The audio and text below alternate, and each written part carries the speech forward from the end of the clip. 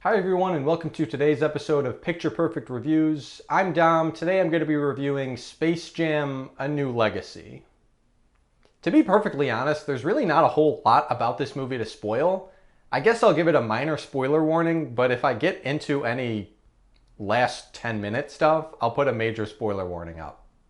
So I do have to say right at the start of this, I'm not really a basketball fan. I'm not a LeBron fan. I'm not, a Michael Jordan fan. I'm not really reviewing it in regards to basketball. I'm reviewing it in regards to acting and production and story. This actually isn't even my jersey. I'm borrowing it from a friend for this review, so thanks, Ryan. I don't know a lot about LeBron's career. I don't really know a lot about him as a person, so I can't really review anything like that. Not that I would want to. So this is going to be a completely unbiased review of LeBron James in Space Jam: A New Legacy. So Space Jam is a movie starring LeBron James, Don Cheadle, and Cedric Joe. It was directed by Malcolm D. Lee, and it has most of the Looney Tunes in it. So as you guessed, Space Jam: A New Legacy has a very similar plot to the original. It's basically about LeBron James being sucked into what they call the Serververse, the Warner Brothers universe, so he can face off against an artificial intelligence played by Don Cheadle in a game of basketball. Okay, let's get it out of the way. LeBron's acting is really, really bad. You're probably going to see that in every single review of this movie, so I'm going to lead off with it and move on. I could say the cliche line, I've seen better acting from LeBron on the court, but again, I don't really watch basketball too much.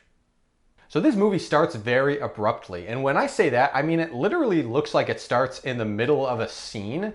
Right away, it kind of threw me off. It was a flashback, and I guess it sets up who LeBron grew up to be. I just thought it was very strange to start a movie like that. When you guys watch, if you watch, you'll see what I mean. To go along with that flashback, I guess it sort of sets up the message of the movie, which we'll get to a little later. I had a lot of issues with it though. So after that, it jumps to the present day. You meet a lot of the characters. You meet LeBron, you meet his son Dom, you meet a little bit of his family. And right off the bat, this movie suffers from one of my biggest pet peeves, which is that pretty much none of the characters are likable. You have zero reason to like LeBron as a character. He's one of those sort of nagging dads who says, "You better play basketball, nothing else matters." He's very preachy with the whole ball is life thing, which I guess if you're an athlete, you might be used to. I'm not a very athletic person, so I couldn't really connect with LeBron or Dom, his son. His son is a game designer who takes a liking to Don Cheadle's character, this artificial intelligence called LG Rhythm.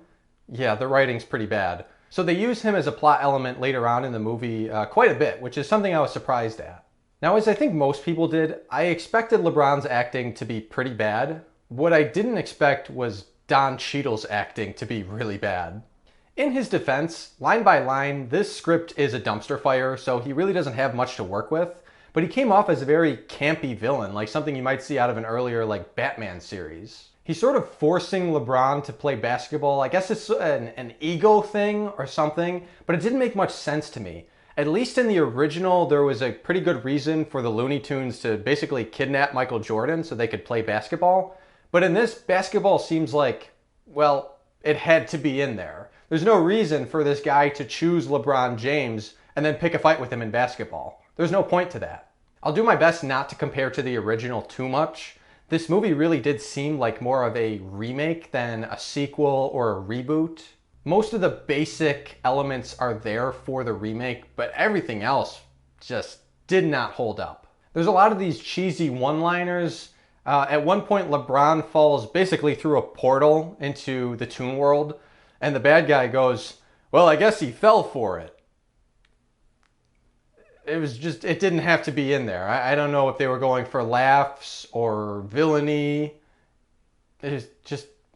Let's move on. The Portal 2 Toon World was pretty cool. You got to see all these different franchises that Warner Brothers owns and has ruined over the years. So it was cool to see them all in one place. I think one of the biggest faults for this movie, especially going in, was that you don't really know who the audience is. Who is this made for? Is it made for basketball fans? Is it made for kids? Is it made for older people who really liked Looney Tunes? I don't really think it's made for any of them. I think the focus was to put money in the producers' pockets. I'm sure a lot of the basketball jokes went over my head, but it's pretty void of any other humor that I could find maybe a kid laughing at or even a parent who took their kid to see it. It's not 100% bad, almost, but there are a couple scenes that stood out to me that I thought were pretty cool. As you can imagine, LeBron James and Bugs Bunny need to put together their dream team of basketball players, so there is this montage of them going around to different movies and plucking the Looney Tunes out of them. I would say the scene with Lola Bunny probably held my attention the most. It's a very cool animation style, and it's a very cool play on a recent movie that came out that I thought they blended together pretty well. When it comes to the Goon Squad, I thought they were really cool too. They're sort of the bad guys, the bad team, sort of like the Monstars in the first one. Now I know I said I wouldn't compare too much, but I think the Monstars were very more connected to the plot in the original. They all have personalities, they all have backstories. They get yelled at by their boss. They themselves have development later in the movie. This one, they just sort of show up and they're there and they do their job and then they leave. And that's it. That's all they're in the movie for. Maybe if I was more of a basketball fan, I would know what players they're supposed to represent and maybe their personalities, their playing style. But again, I'm not really into basketball, so that part of the movie fell very short for me. At this point, you might be thinking, well, it's a movie made for kids. It's supposed to be dumb fun and maybe it can be nonsensical. But I disagree. There's a lot of great kids movies out there that can be enjoyed by everyone. There's great storylines, there's great emotion, there's great characters. This didn't have any of that.